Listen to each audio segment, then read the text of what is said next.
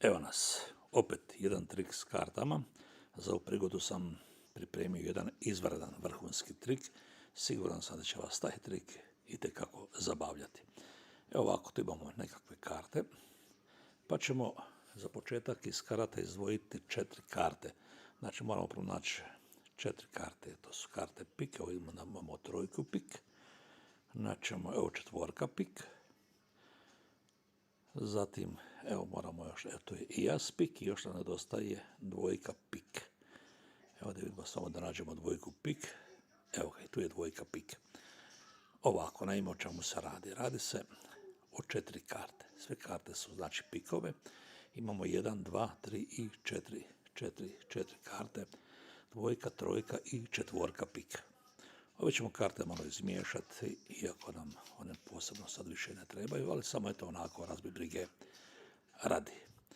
Ovako, morate obratiti sa pozornost na ove karte, znači da ćemo od asa dvojku, trojku i četvorku. I sad, šta je važno? Važan je redoslijed ovih karata. Znači, kako ih vidite, tako ih morate nekako i zapamtiti. Najvažnije, važno je kazati da sve karte su okrenute licem prema gore.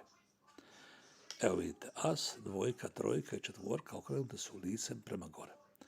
Mi ćemo sad napraviti jednu čaroliju. Čarolijom ćemo polako okrećati karte. Pazite kako to radim. Okrenut ćemo asa, pik. Evo ovako.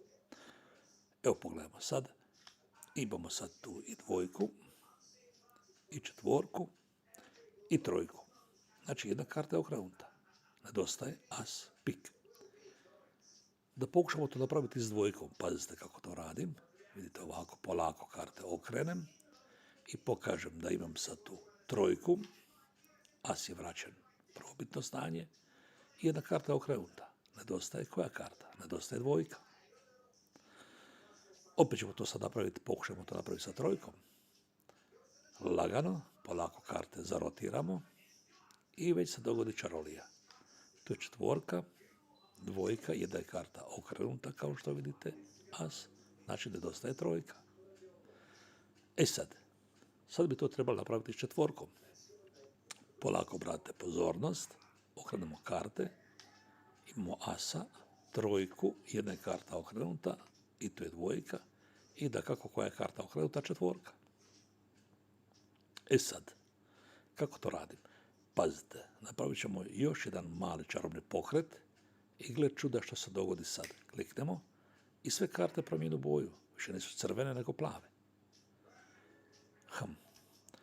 I to nije sve. I čitavi špil je postao druge boje, plav. Ali kutija je ostala crvena. Hvala vam.